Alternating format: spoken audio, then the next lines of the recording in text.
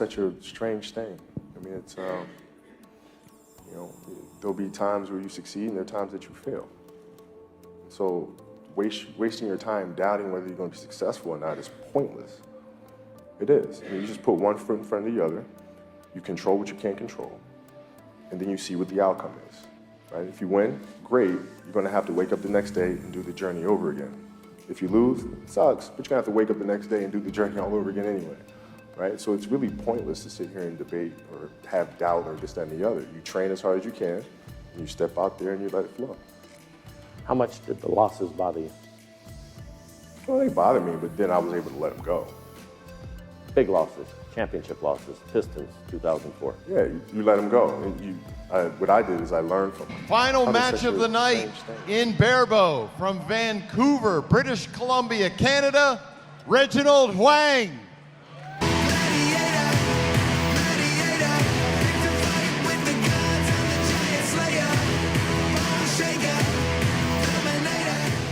So Raymond, one thing that stands out about him during his qualifications, not only was he #1 seeded, he shot a monster 575 qualification score.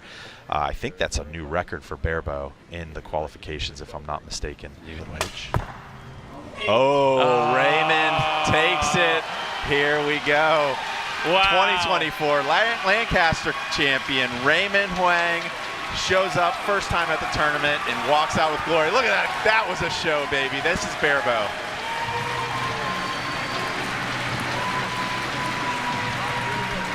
Congratulations across the board from his competitor. Under all that enormous pressure, the last couple ends, I have never seen somebody take more deep breaths.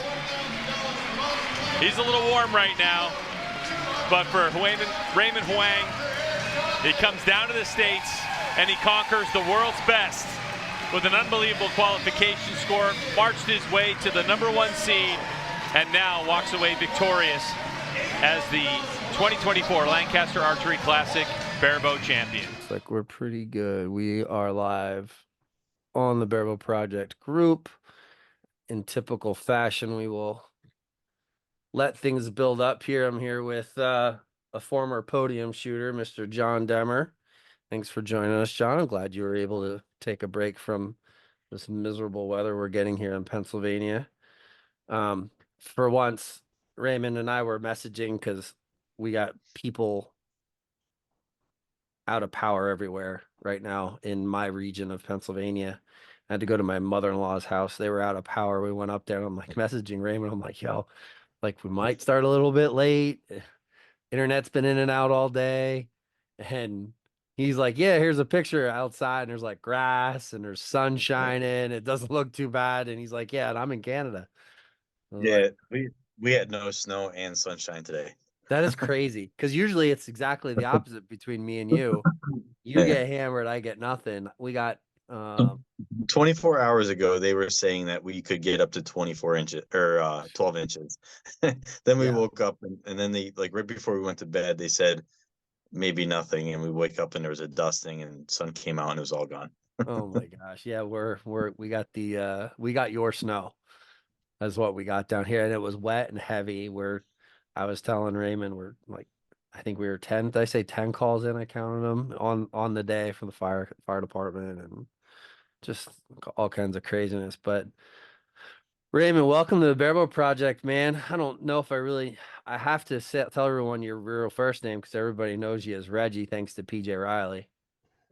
Yeah, PJ's created a real monster. He has. Did you get to watch the episode I did with him and Matt Zernzak by chance? I did. And yeah. I really wish there was a camera on Matt. I would have paid to see that one. Oh my gosh, he was going nuts. Yeah, he was going nuts for sure. Matt's very good in that role. And I did you see I posted it to the story on Facebook. Did you see I overlapped Matt's audio with the Joe Rogan? Yeah, I saw that. I saw that. That was really good. Just like Joe Rogan freaking out, holding everyone back. It's funny. Yeah. It's good stuff. But anyways, man, welcome to the Barebow Project. Even though everybody pretty much knows who you are, just give us the spiel. Like, name, where you're from, where you shoot out of, all that stuff. So Raymond Wang, Vancouver, BC. I do a lot of my shooting and training at Richmond Rod and Gun Club, also the Burnaby Lake Archery Field in Burnaby, BC. And Richmond Rod and Gun Club, not to mistaken us for the one in Washington. Apparently, there is another Richmond Rod and Gun Club, and we get mixed up all the time. I've had people messaging me and showing me a picture of, hey, is this your club?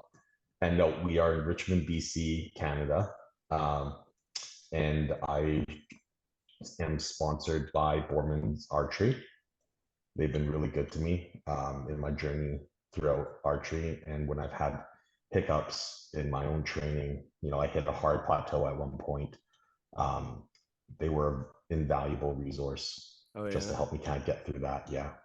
Nice. So speaking of that journey, and that's something that we always try to hit on, can you just give a rundown of like, what is your archery journey? Because even though like, I think I should say on the fringe, a lot of us did know who you are.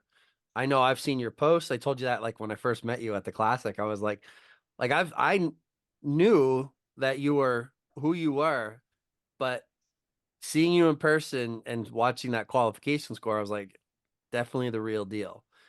Just give us some background. Like, how did you get started in archery in general, and what brought you to Barebow?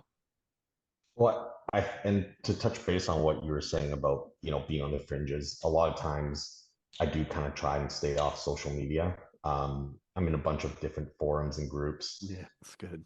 And, everyone has their opinion of how to address things. A lot of times, if someone has an issue, I'll actually just personally message them and be like, hey, I've had that experience. This is what I did. Hopefully it helps. Have a little bit of like side chats, right?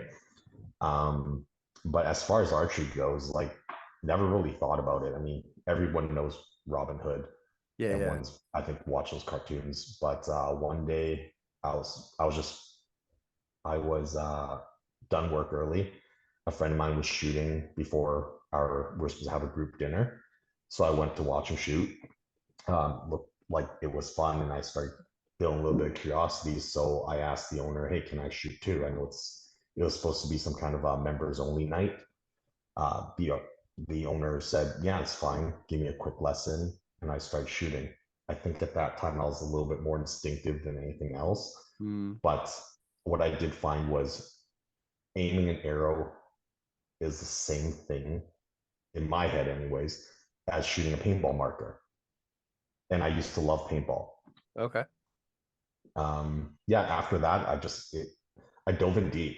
I think for the next 2 months, if not 3, I was shooting anywhere from 4 to 5 nights a week, 2 hours a day. And yeah, I just fell in love with it and picked up a bow within months. And that's when the multiple bow syndrome started. Started my collection, picked up secondhand gear from other archery members of our clubs, and played with things until I found what I liked. Yeah. Was it Barebow from the word go? I didn't know what Barebow was. Okay. So like everyone else, like my first bow was the PSC Nighthawk, or a variant of it. I saw like the club I go to is heavily influenced by Olympic recurve. And so like I'm seeing all that stuff. I'm seeing the bow swings, like that's really cool. But I also realized how much time it took them to set up and tear down. And after watching some videos, of course, I found the Lancaster classics. And from there, I was like, yeah, Barebow, that's what I want to do. Has all the cool toys, but I don't have like half an hour to an hour of setup to do. And yeah, that's how Barebow started. Picked up a riser, picked up some limbs, and coincidentally, my first riser was actually a Hoyt. Oh. Well, I guess, sorry, first serious riser, quote, air quotes. Outside the PSC Nighthawk, I picked up a Hoyt Satori in the 21-inch. And then, that's what I shot for probably the next 6 months before I upgraded again. Nice.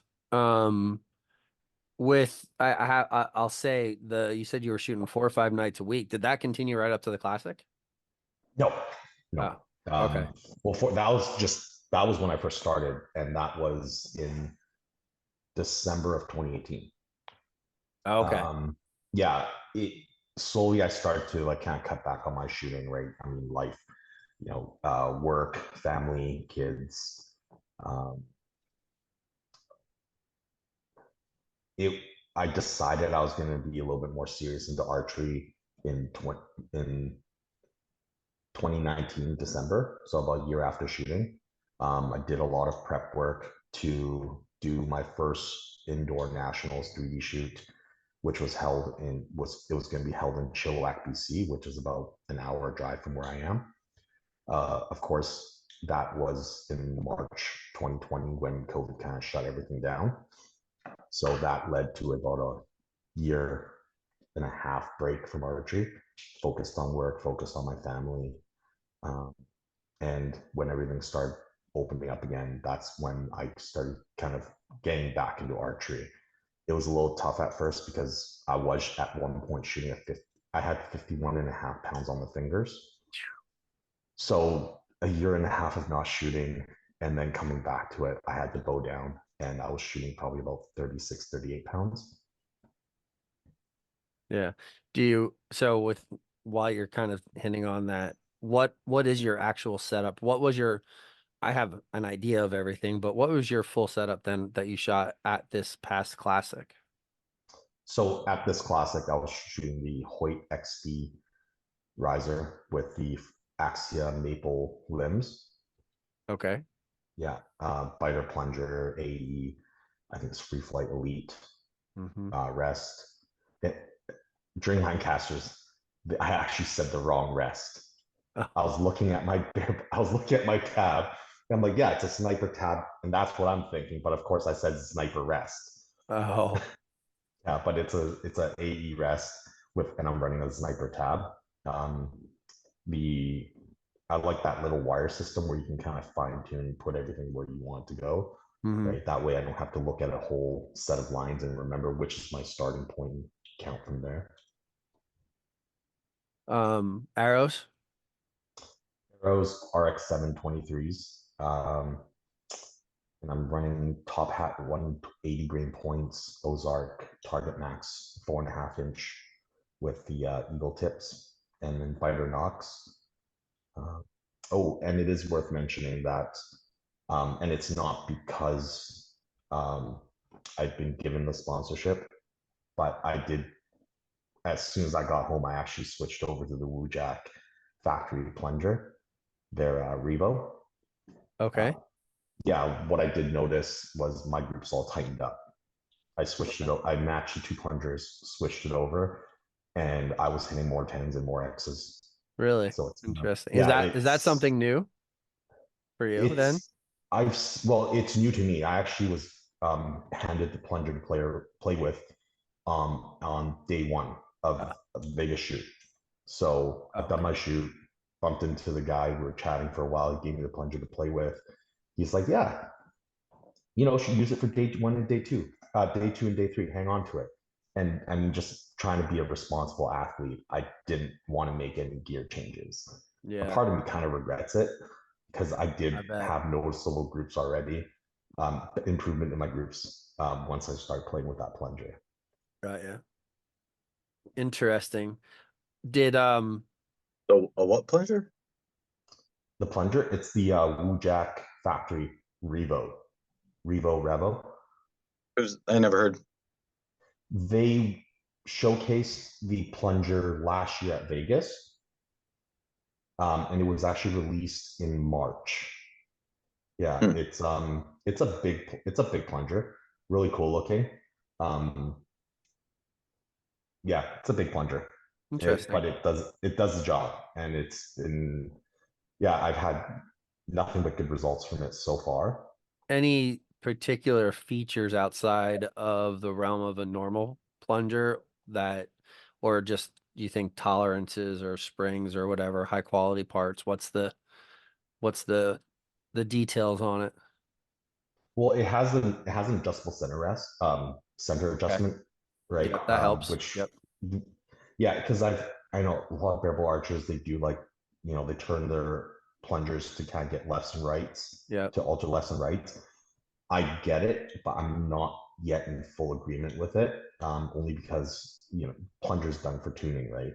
You adjust it for tuning, and moving it left and right kind of throws it off tune, in my experience. Right. So having that adjustable center shot is pretty awesome. As well, you can micro adjust the spring tension. It's got Right. 20 clicks on it versus the 10 on biters. Okay. The color and machining on it is absolutely phenomenal. Yeah. So it was an easy Interested switch. in learning more. There's a couple plunger companies out there that have the adjustable center shot now. I have not tried one. Does that knob come? Does that knob? I see it's got like a little O-ring on it. Does that ever vibrate loose? So I have experienced a little bit of vibrations that will make it come loose a little bit. I've experienced the same with the AAE. It hasn't been enough for me to turn me away from it at all. And prior to accepting the sponsorship, this was something I was already aware of. Yeah. It's outside of like using a biter with that, the biter wrench to really crank that thing tight. I've always experienced having plungers vibrating loose. So it's not something that's new to me. Would that be the one? That would be the one. Shout out to Lancaster Archery, one of our sponsors. Shameless plug. Yeah. The Blue Jack Revo Cushion Plunger. Yeah, absolutely phenomenal. Everyone I've showed this to side by side with a biter has agreed that that plunger is very, very smooth. Interesting. I have never even heard of it, so I am extremely curious. Hey, aren't you glad I had a follow-up question on the plunger? Dude, you are Johnny on the spot. You are I never such a heard of it better either. co-host than you are as an arrow caller on your own target. I'm the shooter. So you note know to what? self, don't send John over to be your arrow advocate. Yes, do not. Well, no, he's a great arrow advocate if he's the advocate for you. Oh, okay. You don't want him to be the advocate for the person you're shooting against. Speaking from experience. No, just busting somebody's butt. That's an interesting looking plunger. I definitely am intrigued to learn more about it for sure. I actually have an order like halfway built with Lancaster now for indoor nationals. I might throw one of these things in the shopping cart. The blue one looks pretty sweet. I ain't gonna lie. Yeah, absolutely. Well, wait until after this podcast before you hit purchase, and we'll chat. Oh, and one other feature that actually has, so like with most plungers, if you need to change the piston pin, you have to disassemble everything and pull it out. Yeah. Right. With this one, the pin actually is removed from the inside, from the outside. Oh. Yeah. So you can actually. So I've never had any experience with it backing out on me. So again, that's tolerant how well it's the tolerance is. Yeah. You can so if you grab the plunger piston itself, you can unscrew it with your fingers, and then you just kind of hand tighten it back in. And this allows you to, if you have any issues with that pin, you can quickly swap it out. Interesting. Right? Easy, fast maintenance. They have a couple different pins for carbon and aluminum arrows. Okay. Yeah. And very nice, man. Yeah. It's been really fun playing with it. I'm so excited. Since you've come back from Vegas, and you've had a chance to nuts around with that, groups got tighter, and you feel like there's more consistency there? Oh, definitely. I almost finally shot a 6 for 60. It's like a pin, I think, from either World Archery or Archery Canada. You have to shoot 6 consecutive arrows and get 60 points. Yes. In one of my groupings, I went X10 on a 3-spot. And then on the round right after that, I shot at 10-10-9. And that was really just me getting a little excited and not fully expanding. but I missed that 10 by just a hair. Nice. Yeah, so it's been producing some pretty awesome results for me. So I am very excited to be representing them and to be running this plunger for this coming year. Yeah, good stuff, man. And congratulations. Isn't it amazing how quickly things change? You know, you go from just a guy that enjoys the sport, shooting barebow, trying to be competitive to hey, did you get a phone call from Steve, by the way? I got an email from him. Oh, you got an email? Yeah, Okay. yeah. So we got to chat a little bit. All right, good. Yeah, Good. Steve Anderson from Hoyt what contacted Reggie. Reginald, I should say. Mr. Raymond. And he actually texted me and he was like, what's that? He goes, hey, do you know Raymond or Reggie or what's his name? He's like, I know I saw it, but I just wanted to make sure because a lot was going on. And the whole time you were shooting, Steve was like, this guy is incredible. He's texting me while you were shooting, like through your matches and just laughing at Barebow. He's like, I don't think he's ever, and Steve's coming on a podcast here in a couple of weeks, but I don't think Steve's a big compound guy. He's always been a compound guy. He's always worked he worked for Easton for a long time, moved over to Hoyt, and like he's starting to be immersed in more of everything because of his role as the pro staff manager. While Doug Denton is our recurve pro staff manager, Steve handles a lot of the social media. He handles all the social media, I think. Most of it anyways. And a lot of like the outreach stuff and like the like contingency checks. Like I think he takes a lot of things under his wing. But he was like, this is like, he was just, and he's like, this is incredible. Like the whole experience. Cause if you watch, I don't know if you watched any more or stuck around for any of the other shoot ups, you watch the other shoot ups, it's not the same atmosphere in any way, shape, or form.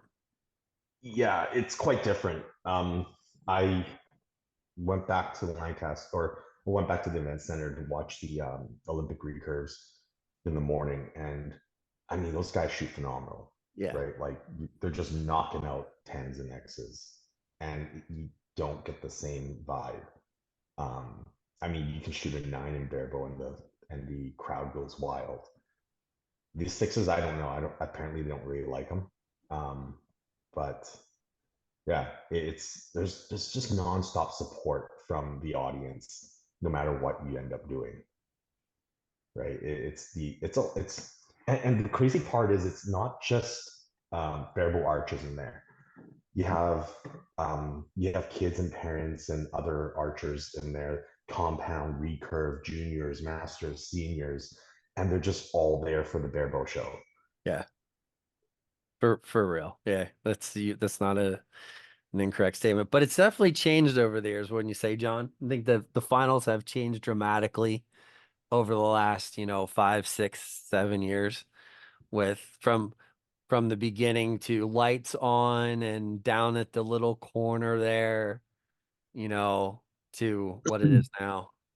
They had the one year they had like the side camera on the right hand side was pretty close into the right hand shooter's view, like almost like just to the right of the target.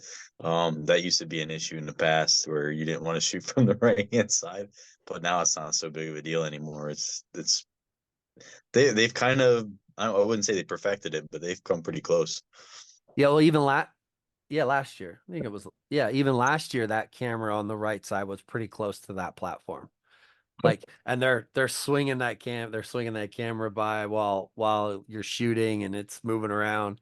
But I mean, it's definitely, it has evolved into a well-oiled machine for sure. The only thing they were missing was cameras on Matt Zernzek and Greg White. That's the only thing they were missing. They need to keep be honest with cameras. you, we don't need to see Matt or I knew Greg. you were going to say that. Listen, I don't disagree with you, but I would have loved to see that moment. Matt's got to shoot better so we can see him properly.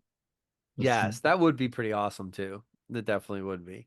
It's tough, man. It's tough. Kudos to Matt because Matt does a lot for our community. He does a lot with the push, and Like he's immersed in that, and he has to be.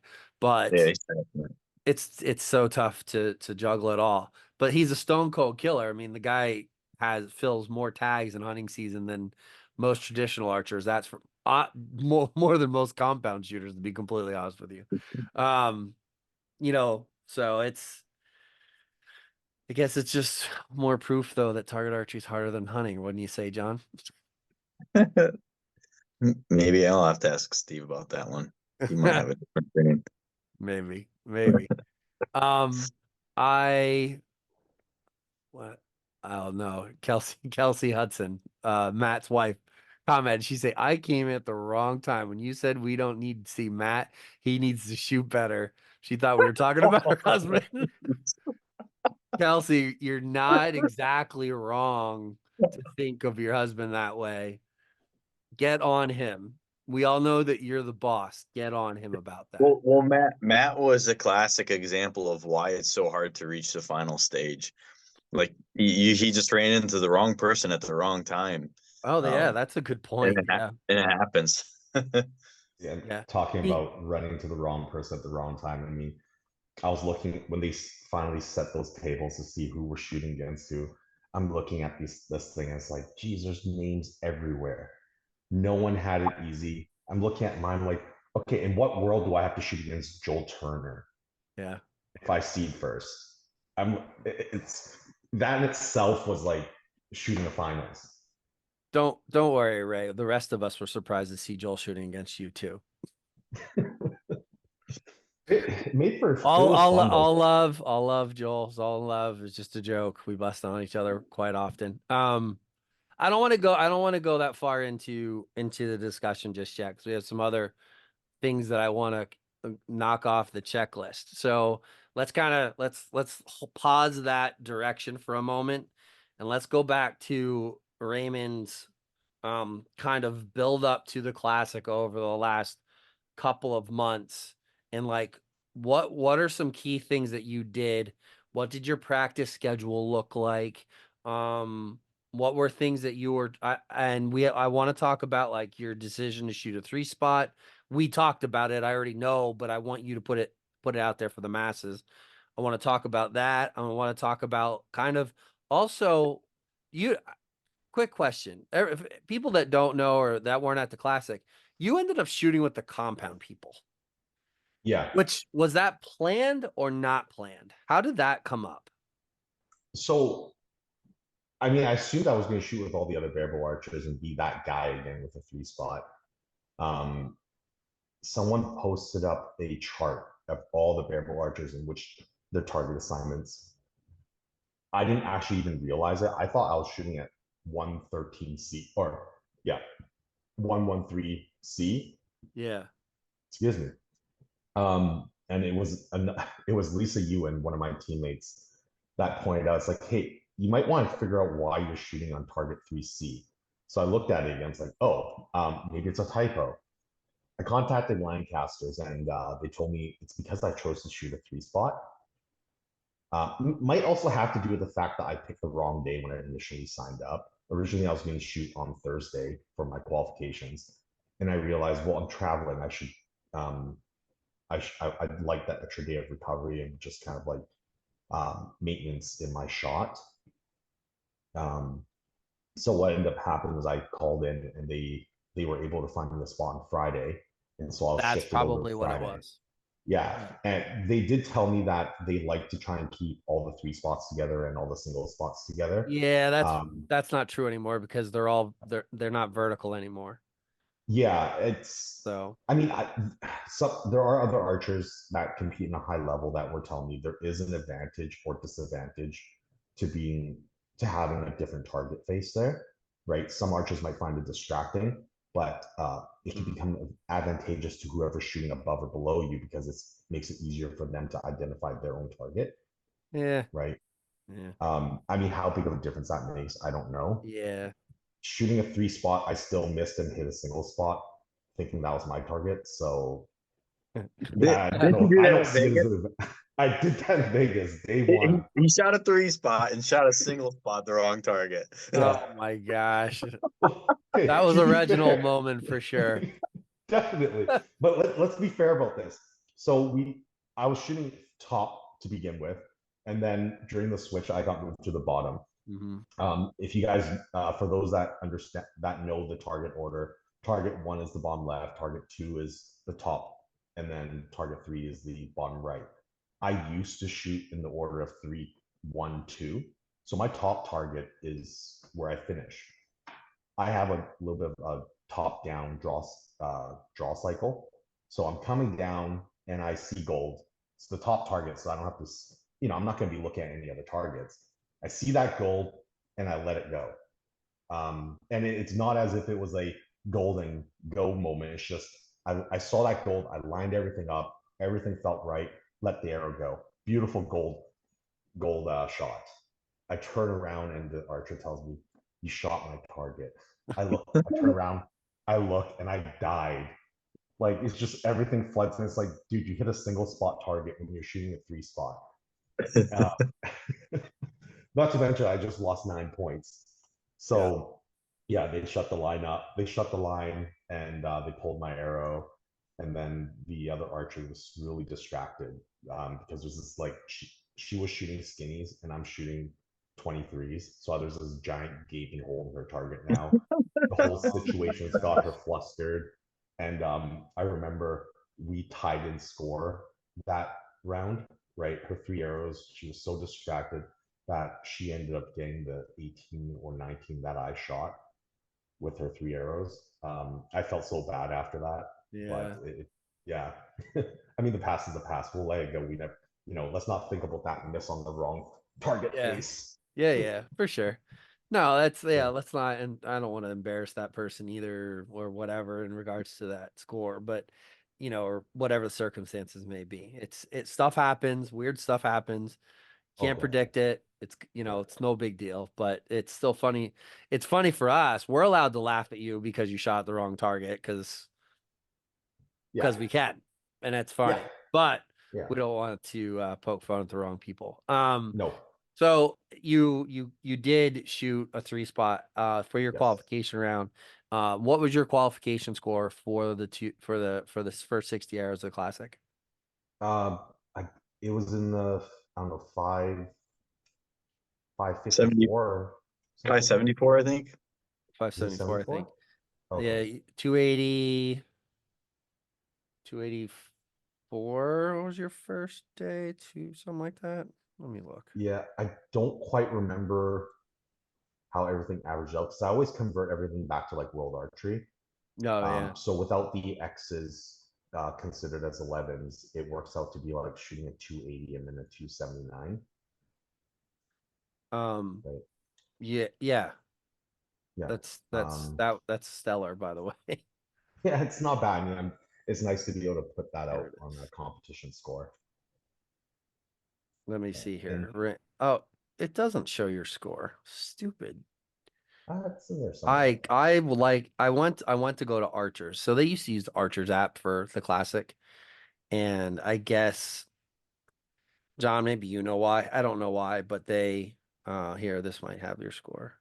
Let me look. Yeah, it sucks because you used to be able to just go on your app and look at all your past scores and your past score. If you shot in the tournament, you can flip through everybody's scorecard in that whole tournament. And it shows you like arrows per arrow score, average, the whole bit. And Sanyo just isn't quite as user friendly. But I wonder if there's a reason that they had to use it this time around. That I'm wondering. So yeah, 574, 15 11s, 12 10s. As the number 1 qualifier, first time at the Classic, correct? First time at the Classics, yeah. Yep. And so let's talk about that first, the month or two before the Classic. Like, what were you doing to prepare yourself to shoot in this tournament? Because the scores were there. Where were you mentally, and what were you doing to kind of reinforce that I'm ready for this? This is what I'm going to do. So we touched based on it a little bit in our conversations over text.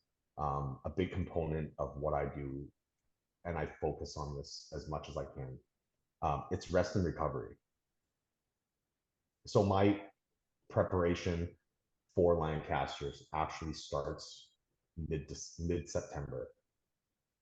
Mid September, it's our final outdoor scored event, and from there, I typically take a 1 to 2 month break. Just I don't touch my bows. I'll still do like range officer duties at my club. I'll do a little bit of instructing, things like that. But the only arrows I shoot are just to kind of show people how to do something. At no point do I touch my own bows or my own gear. So after about a month and a bit of rest, I started setting up my gear again. Picked up my bow. I decided to go with the XD because in playing with it and experimenting, I found that it shot really, really smooth. I didn't lose as much speed. Last year, my setup was a much larger setup. It was a 75 AMO bow. I did find that it was less forgiving when I underdrew or overdrew. So this year I went with the 70 AMO Hoyt Formula XD. I love this riser. I can't wait until Hoyt puts out a 27-inch. Good luck with that. Yeah, well, I figure you gotta keep plugging that and get everyone all excited about it, and so they can just keep messaging Hoyt about making that 27 exceed. Yeah, Or the, I had that. I've already had that conversation. I'm not gonna say it won't. It couldn't potentially happen, but man, yeah, I don't know. I don't know. You're right about the XD. Yeah, And John's kind of going through that, like right now. Like John's shooting primarily XD, and yeah. it's just there's something about it. There's something about that riser that is really, really, really consistent. It's efficient. It's a 70 AMO bow that feels like a 72, but it gives you the speed of a 70, Yeah. right? It's it's until I really put the time into a formula system, I really didn't know what I was missing out Yeah. on. Yeah. So, anyways, before Yeah. I sidetrack, Yeah. yeah, it's a month of like just kind of prepping my gear, picking out what I want. I did switch tabs this year, so in September, late September, October, I ordered my new tabs, and then kind of broken down, figured it out, and then customized it to what I thought would work. Mm-hmm. And between October to December, it's really fine tuning the tab, getting the right leather that I want. And turns out Cordovan is the way to go. So I have a double air Cordovan on that with like a 1.4 millimeter rubber gasket material in between. Despite all the protection I have, I still have calluses on my fingers from shooting. I went with a kind of a high volume shooting to a low volume shooting for preparation. So that again started mostly in early December. I'm shooting anywhere from 400 to 600 arrows a week. And these arrows are always in a prolonged time frame. I'll typically try to only shoot about, I don't know, maybe 50 arrows an hour or something. So it's a lot of going into archery, getting other things in life taken care of, and then coming back to it. I think my longest day for shooting, if I can find the time, it'll be like maybe a 4-hour shooting session where I'm shooting maybe 200 arrows, right? And that'll be a high volume day. So low and slow. Key component, as we've touched base before, it's about recovery. It's about the health of your body. So shooting low volume but high quality arrows. So And you were doing that and consistently right up until the end. Like, how many days a week are you putting in that volume then? So I'll do like a week of maybe 500 to 600, and then I'll do a secondary week.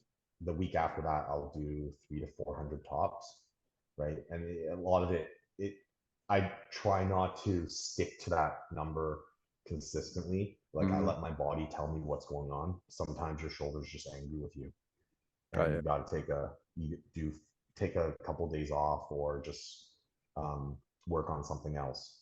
Yeah. So this kind of training goes on until January. In January, it's a lot of figuring out little issues that I'm having, right? In January, it was my release. Something was not right. My hand, like the shots felt good, but I knew something was wrong. So I had other archers watch me shoot, or I'll put up a mirror recording so that I can see what's going on. And my hand was just flying off my face. All right. On that release, it's just like bam. Everything seems to stay tight, but that hand just kept popping out. So I spent many arrows trying to correct that and figuring it out. Turns out that the Olympic anchor actually is just superior. I was just playing with a friend's Olympic recurve, and I don't feel like I did anything differently, but that first arrow broke different. And I turned around and asked my friend, he's like, yeah, that was like perfectly clean. Your hand didn't come out of anything. I did nothing different. Apparently my face was in the way.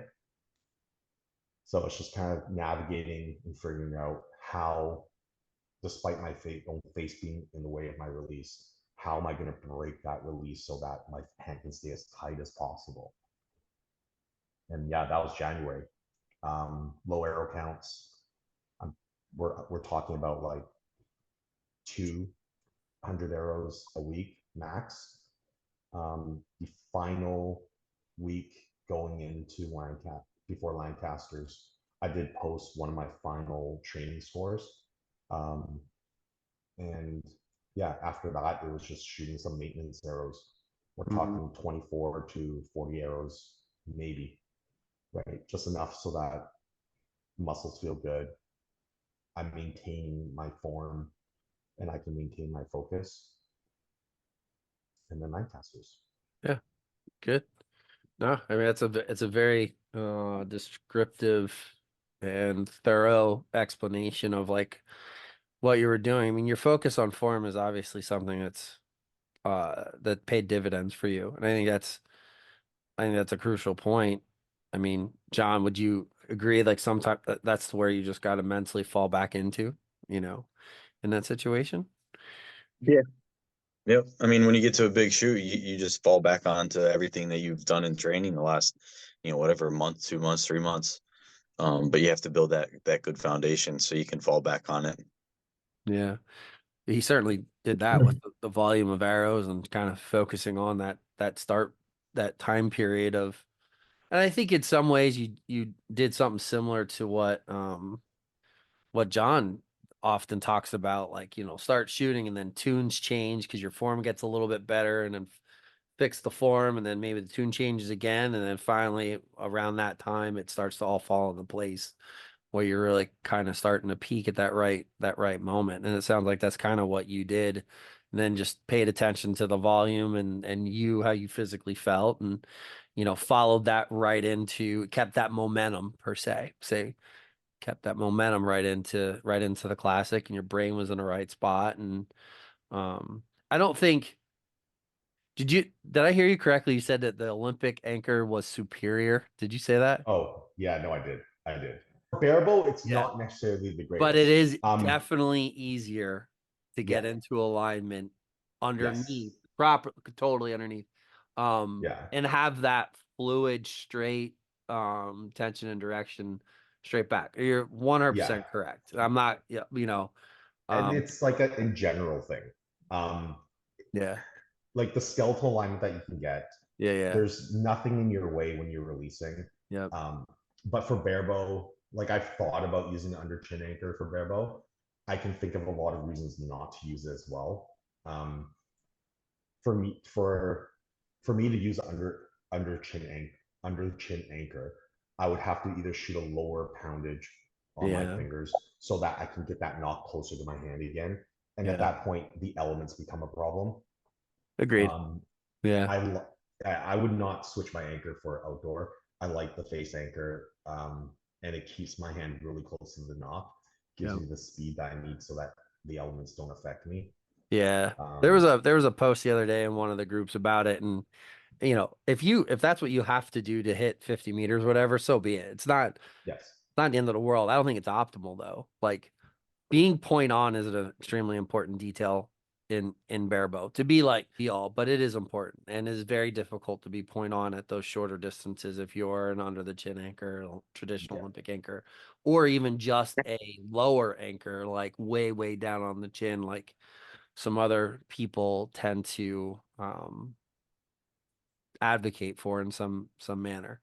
But there's pros and cons to everything. I think if there's one thing if we all have learned is that like John Demmer doesn't shoot exactly the same as a Raymond. Raymond doesn't shoot the same as Grayson. Grayson doesn't shoot the same as Dillinger.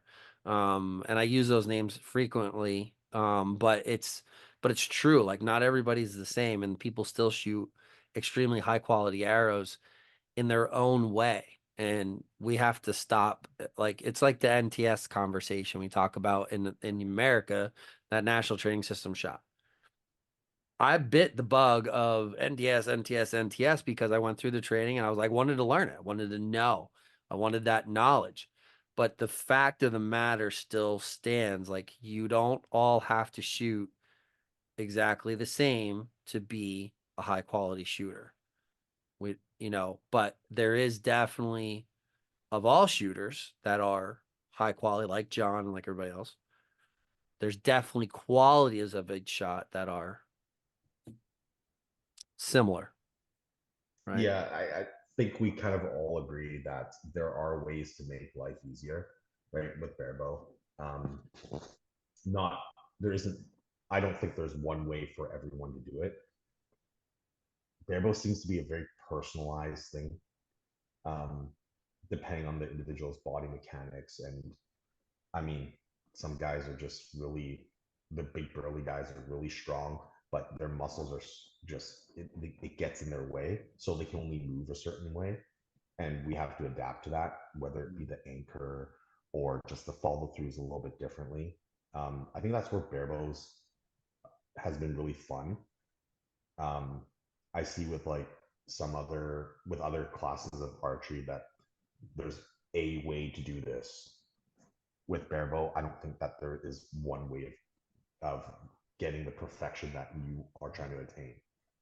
And that kind of opens up Barebow to a lot of more people. Yeah, agreed completely. Even though it's a sidebar, little temporary derailment of our conversation. John, shut up. I was gonna send Raymond a text saying, "Hey, this is where we get off script." And Frank will just keep talking. We're always off script. We're not. We're that doesn't change, and I don't care. It never will. It is what it is. If people don't like it, hit unsubscribe. You can bounce. I don't give it. Anyway, moving on. So I guess, John, I know you talked a little bit. You had something about talking to Raymond. Let's talk about that topic of like coming in, things that you would say to people, et cetera. Yeah, yeah, we just wanted your perspective on the first time at like the classic. You shot Vegas before. You mentioned that like last year, and again this year. If there was anything that you could give like somebody, a piece of advice for coming for the first time, or suggesting if they are on the fence to come or not to come, or something you would do differently the next time around.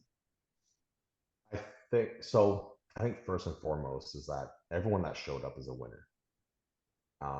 Anyone who thinks that they're not ready for this competition, you've already lost. You have to come to these events to be prepared. No matter how, like you guys have said, this is not my first big competition. I shot Vegas. Going into Vegas, there was a lot of things I just didn't know how to prepare for. And even though I had an idea of how to prepare for Lancasters, the pressure that I'd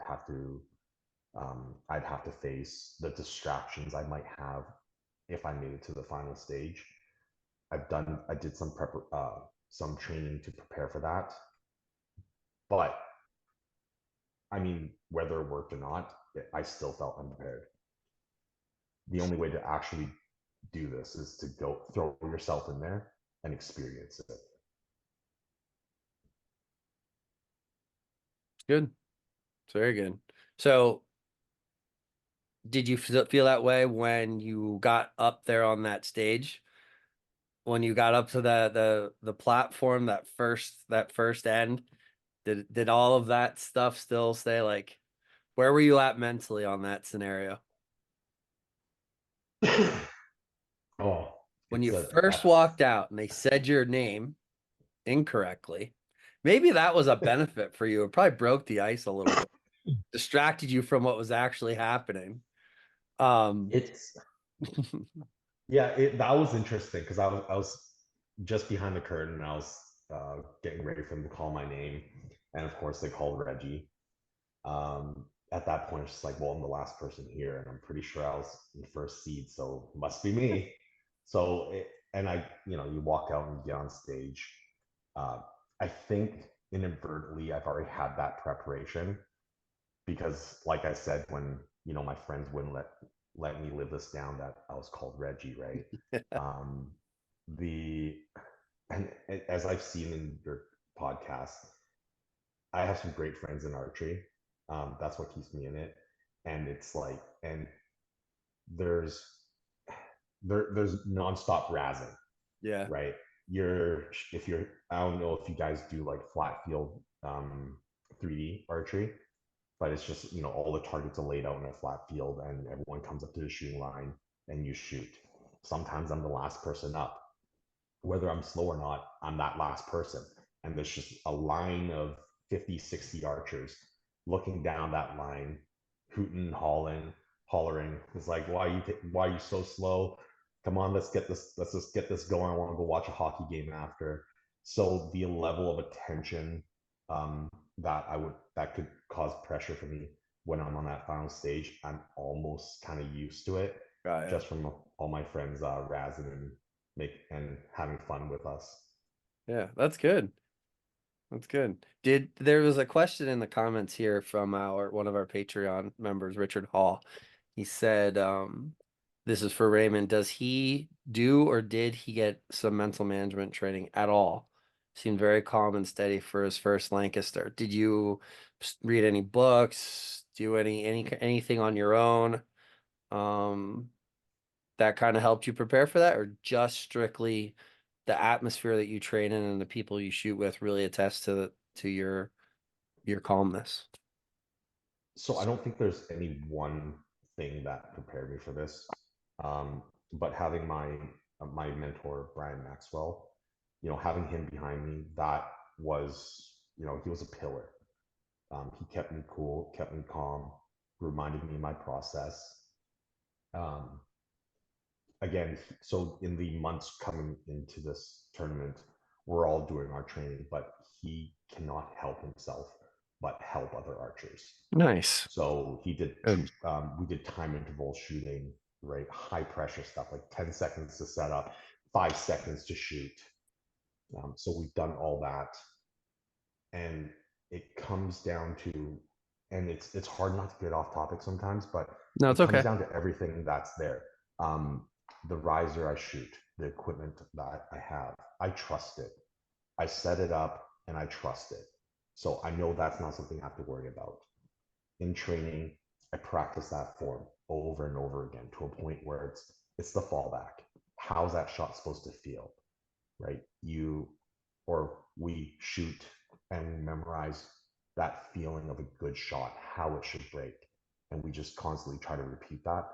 So when I'm on stage, it's kind of just like practicing. I'm just trying to mimic that good shot. Yeah, right? it's good. Nice strong shot process. Goes back to that mantra, right? Yeah, Strong, no, that's good. smooth, and tight. I think the moment that everyone probably does want to hear about a little bit though is that arrow that Eric smoked to 12. I know what my reaction was. Everybody knows what Matty Z's reaction was. What was your reaction in that moment? And just talk to that point. Well, when I shot that 11 for a 12-point lead, I thought I Right was pretty before good. it. Yep. Yeah, I thought I was pretty good. I figured I in that one moment I'm just so just before he shot that 12, I'm thinking the math. Okay, well there's like he's hitting 15 X's out of 60 in qualifications. That's a less pressured scenario. So what we've got maybe odds of like 15-20% that he'll get this X. Yeah, he hit that X and I was in a little bit of disbelief. The realization that it's not over yet. We gotta keep going. And then the excitement of the fact, the realization, the excitement that he hit the bloody 12 on purpose. Yeah. I was happy for him. It was, I remember looking across that stage and I'm thinking, you know what? Doesn't matter what happens now. We've both won. It's Well, the the checks that are written excitement. say differently, but I mean, yeah, I hear what you're saying. It was all of Barebow won for a moment for 3 arrows there. Everyone in that room felt away, and it's hard to explain unless you were there because you hitting that 11, then him coming back with the 12, and then that final arrow. Would you say that that final arrow was as calm as the others, or just it was good enough to get the job done? Final arrows in that 9, right? Yeah, it was a 9. Yeah, It was just another arrow. I was just there to do a job, yeah, it's and good. it's to let go of a string. Um, yeah, even after that 6, it was just another. It's the next arrow. Go in there and do my job. Let the string escape my finger. Yeah, it's good. It was fun to watch for sure. It was a show. I don't care what anybody says. It was a show. It was entertainment we've never seen before at the Classic in quite that. We've seen some really awesome stuff. Don't get me wrong, but my buddy there, the former podium shooter, he put on a run right before you, and there was like I was sitting next to Grace, and we're like, man, John's looking pretty smooth right now. And like seeing stuff like that, like that's exciting. Like seeing somebody just we've watched Dillinger do that stuff in the past, like just hits a stride. And you were definitely in that mental zone for sure, right through to the end. It was pretty awesome to watch. John, do you have anything else that you wanted to chat with Mr. Raymond about? If you guys have any questions too, by the way, throw them in the comments before we log off with Raymond. And this Mick Chambers guy, I don't know who he is, but he keeps commenting stuff. You'd think he's a Canadian or something. He's awfully all over hockey and all this crap. I don't know who he is. Just playing Mick. Maybe. John, what do you think? Uh, no, I think I'm good. I'm waiting for the after hours conversations. Oh, well, don't worry. Don't worry, Ray. We we always have conversations, especially about guys that go Canada, in the comments. Get out of here. Yeah, Get out of here. I don't think I said A enough. No, you didn't say it at all. So let's not Really? start now. Let's not No, start now. no, no Listen, doubt though. I gotta I say want you A. to know, I think you're the first Canadian to come on the podcast. So shout out to you Oh, for that. We try to stay cool. away from those types, but you're different one. We're letting you slide. Um uh He doesn't look or sound like your prototypical Canadian. which to us is literally Alex Melnick, but that's it. Oh, Yeah. Basically. I think we're still trying to decide if we're gonna keep him or not. I Yeah, don't blame we you. might have to send He Alex keeps away. coming down to the US like a lot. So I don't know. I don't know what's happening there. We Mick Chambers already came to the US. We tried to give him back and they won't let us. We tried. Wouldn't let you, or we wouldn't take him back. They wouldn't, yeah, they said no, you keep him. We don't want him. Yeah, no, Mix seems to be a cool guy though. Oh yeah. No, Yeah, it's it should be a lot of fun. I think moving forward with Barebow. I'm still trying to analyze what happened in that shoot. Um, and a part of me, it's nothing against any of the other archers, but I really did want to see John in that final stage shooting against me. I tried. You were so close. You had my heart racing, man. You had my heart racing. I was thinking, it's like, oh man, it's just one more archer, just one more archer. That was a good run though. That was absolutely phenomenal. Yeah. Yeah, it's again, like we said before, it's just you anything just to even get on the stage, and then once you get on the stage, you have to you're gonna need some luck. You just got to run into the right person at the right time, or I've seen matches where, gosh, you shoot against the person that shot the second highest score in the whole match or the whole round, and they get bounced. And I've seen guys shoot a sub 100 and move on and end up winning the thing, where he shot the second lowest, but he ran into the lowest at the right time. And I say you just got to put yourself in position for a chance. That's because that's all we're doing when we get up there. And don't make a mistake where you take yourself out of it, but just put yourself into the best position possible and roll a dice and see how it plays out. Yeah. Sounds about right. Raymond, what's the future look like for you now with this? I mean, Lancaster and Vegas were success for you. Obviously, Lancaster it was the pinnacle thus far for indoor. I know you asked about like our outdoor target, I think it was. Like, are you eyeing other tournaments? You planning to make some travel? I don't know what the Canadian national tournament scene necessarily looks like. Down here, outdoor target is a big deal for in America because of USATs and stuff like that. What's your focus, or do you know what direction is going to be field, or are you going to go for the Canadian national team? Where are you at with that? So provincials, we have 3D, and then we do a provincial outdoor championships, which is field and outdoor target. It's 2 days.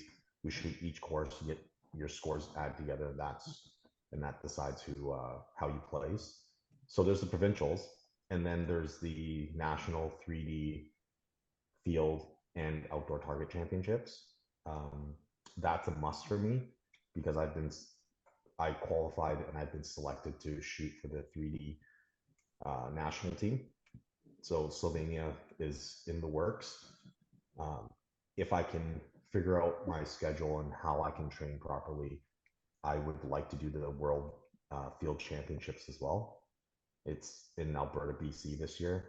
It's in Alberta, Canada this year. So it'd be kind of nice to stay close to home and shoot that World event. Is that in Lac La Biche? Yeah. They did It's like the South Dakota of Canada, by the way. It's buggy. I hear it's really buggy. So yeah, it's up north there. It's supposed to be beautiful. Lots of Great Lakes, and the town's supposed to be really phenomenal. The venue's supposed to be just top notch. So if I can get prepped for that, I'll want to do that as well. Winning Lancaster's definitely helped. The little extra Barebow bonus from Hoyt definitely helps. Congratulations on that, by the way, being the first to on the men's side, I should say. Fawn got a little bit of extra as well, but to take that #1 spot, it's a nice bonus. It's a big deal for a company like that to put their money where their mouth is, for sure. Yeah. And I mean, I would have shot all the gear despite, like, even if it wasn't for that Barebow bonus. Everything just gelled perfectly, right? All the equipment worked. When they released the weight, I ordered it in, and I would have shot it regardless of that bonus, but that extra support definitely is appreciated. Oh yeah, absolutely. I mean, it's going to help you continue to compete the rest of the year, and for maybe right up until Lancaster next year. So I assume you plan to come back for Lancaster next year. I don't know. I might have to just kind of take it and run with it and just like never give it back. Go out on top and just be like, one and done. Came in. I I saw it when I won. I'm not coming back. Yeah. Yeah, no, I don't want to have to defend it, but I definitely will come back and try and defend that title. Yeah, Yeah, good. it was a phenomenal shoot. I love that they put Barebow in the same limelight as every other category of archery. Yeah. It's really appreciated. It should be understated how much they do for Barebow and putting it where it is. That's Rob Koffold, right, John? Yeah, that was his vision. Yeah. Yeah. Rob was the first person to walk up to you after you got done with your coach. He was the first person to be right there, and I was standing right there sort of, and I said to Rob before I even talked to you, I was like, Rob, that was your vision. That 12, the whole build up, the whole thing. Like that's Rob Koffel. And if you guys that maybe some of you are watching this now and didn't watch the episode with Matt and PJ, like PJ talks about the history of what was the Christmas classic all the way up through to that moment. And like Rob Koffel has given Barebow the platform to be what it is to this day and for it to be highlighted on an equal platform with everything else. And in no surprise, it has taken over. That tournament is the Super Bowl of Barebow archery. There's no question. I don't think it'll ever be duplicated in any way. Vegas is pretty big. Never been there myself yet. I probably will be there next year, but it's not the same. It's just not the same. So, but anyways, dude, congratulations. It's just so awesome. You've been a humble champion and an amazing ambassador in this short amount of time. I love the fact that you got people coming on here thanking you for reaching out to them or reaching back to them and helping them. And, you make the community stronger. That's it. It's like we covered so much. So appreciate you so much and coming on here and right after getting home from Vegas and all that too. So. Yeah, well, thank you for having me. And like you were saying, one of the biggest wins actually isn't technically winning Lancasters. It's just I've had a lot of people reaching out to me that I've motivated them to shoot again or just to train a little bit more. And I think ultimately that's the biggest win. It's just to grow the community and get archers out there. Outstanding. Couldn't have said it any better. Thank you so much for coming on the Barebow Project. Appreciate it. John, former pro shooter. Congrats again. Well done. Hopefully next year, it's going to be really, really hard to top what that whole thing was. But, hopefully we can keep upping it because it's been every year. It's been kind of cool. Like every year seems to like trump the previous year. Maybe a product, maybe living in the moment, but yeah, it's hopefully next year we continue it. Yeah, perfect. John, couldn't have said any better. Job well done. You shot really well too, John. Maybe not. I don't get my ugly mug on the thumbnail this year. No, it's gonna be Eric and Raymond. That was good. I'm working on a podcast with Eric and Lena. Hopefully soon. We've messaged about it as well, and like Lena's put on some amazing show there, winning I think 3 times, 4th including before they had the final venue and stuff. But so yeah, it'd be good to have them. They're like a power couple in Barebow archery. Like the power couple in Barebow archery, if that's what you want to call it. So I saw there's a comment somebody just put in there, and I think there might be some validity to it. Cornelius McDonald said the 3-spot revolution begins. And I don't know if that's necessarily true, because like I've watched John shoot 3 spots for years. Grayson shoots 3 spots all the time. Now in major tournaments they weren't. But it depends on the arrows. That's a false statement. No, it's not. I watched you through 3 spots in multiple tournaments. No, I mean, yeah, we've shot him in multiple or big tournaments too. Oh, It's yeah. just usually it comes down to confidence at that time. But there was a time where Lancaster you had to shoot a single. There was no choice Oh, yeah, that's right. for like 3 or 4 years. The first year we had a choice. I shot 3-spot the first year. But then after that, I think it was mandatory. You had to shoot a single. Yeah. That was when they had the vertical 3 spots and all of the single spots were together. And then occasionally they would mix, or they would only mix the vertical 3 spot with, Yeah. like, if there was a And, bale with 2 archers, they would put one on. That was the only way. Everything was and segregated. the stage was mandatory single. Hmm. Yeah.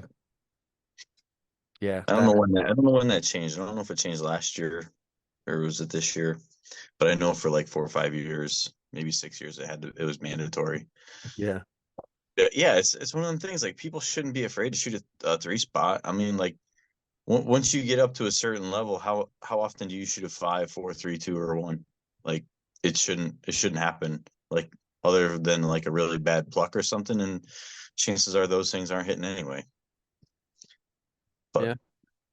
Yeah, well, I think at that level of competition to be on that stage now, um, worrying about hitting a 5 is no longer really a thing.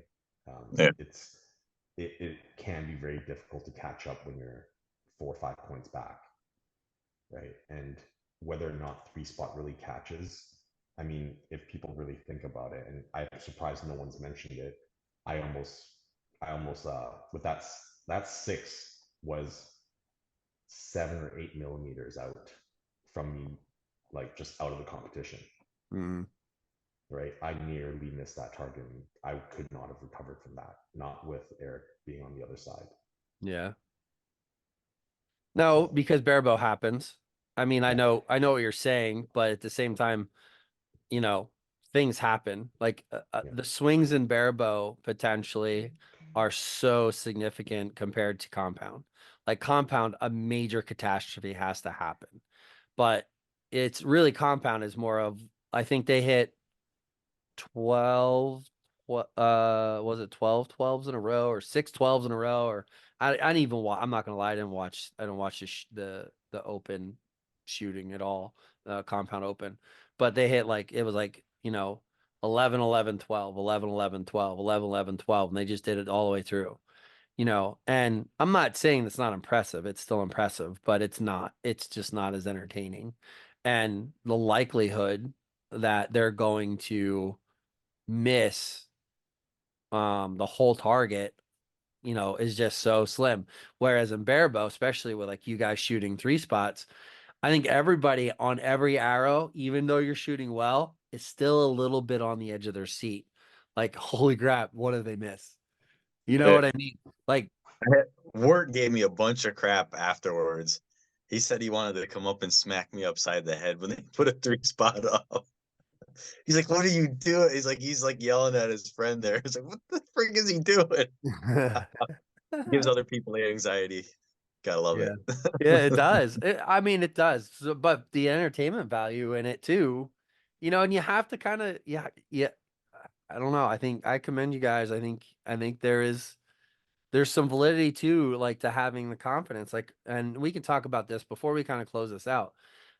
Raymond, when we first met, came over, like, I think it was right after your first half, and we were chatting a little bit, and where you explained like exactly why you chose a 3 spot. So, got for everybody's edification, and why you shoot a 3 spots so often. Can you just quick explain that?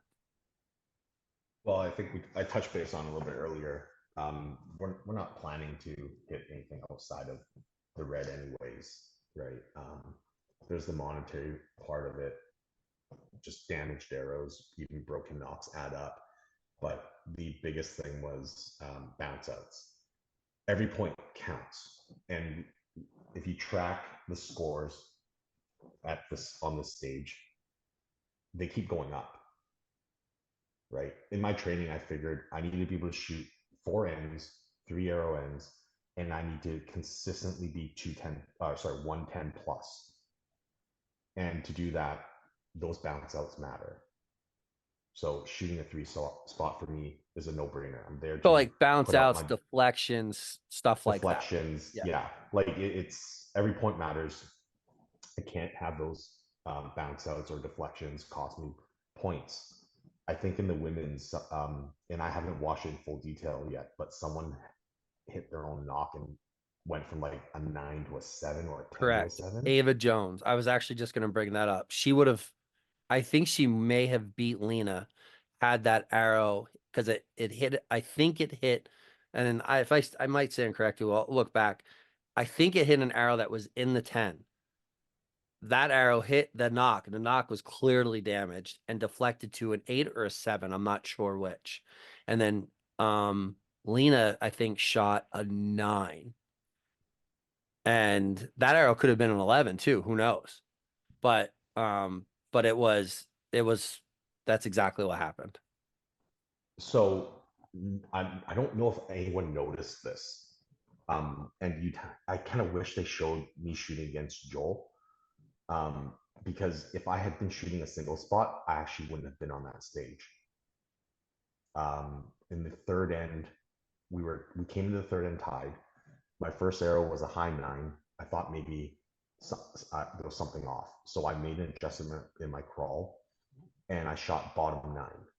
Now that arrow landed on the bottom of that 9, completely vertical. My X was completely covered. Third arrow, top of X. Was not possible had I been shooting a single spot. In the fourth end, Joel beat me by 1 point. That X allowed me to advance. It was a tiebreaker, and it was what tied the end up, and it was the X that gave me the win. Yeah. So I couldn't have done this on a single spot. Literally could not have done this on a single spot. Yeah. I think your approach is part of your mental game, and I think it's a great way to look at it, for sure. For sure. I think there's something there, and people should pay attention to it. So, all right, gentlemen, it's been good. We've been on for quite a while. Raymond, congratulations once again. You've been an amazing guest, and you are definitely an ambassador already to Barebow. And just you keep being you, man, for sure. Things are gonna go well. Hopefully you get that stuff started up there that we talked about, and maybe get some coaching in or build up group lessons or whatever you do up there in Canada. I know you're tossing around some ideas. Whatever you can do to grow the sport is always going to be a good thing. So we wish you nothing but the best. Last plug. I mean, I mentioned Boardman's Archery, great supporter of the sport, great ambassador to the industry itself. We have Burnaby Archery Field, awesome archers out there. If you want to shoot with just world-class archers, Burnaby Archery Field. Same thing, Richmond Rod and Gun Club. We have great range officers, friendly staff, friendly archers that are there. And I have to give the appreciation to my mentor, and in this case, my coach.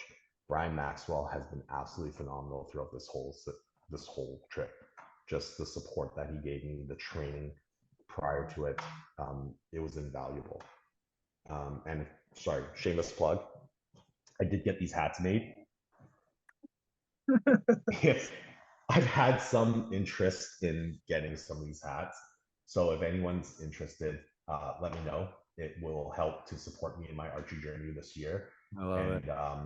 The final design is not quite there, but I kind of figured just my name is Reggie. Because we can all be Reggie. It's all about being there and giving it your all. No, the entrepreneurial spirit in this guy. I like it. I like it a lot. I don't know what you're talking about. I know you know exactly what I'm talking about. Outstanding, man. Good stuff. If you guys want to follow Reggie, check him out on Facebook. Check out those pages and stuff, and reach out to him if you want to get a hat.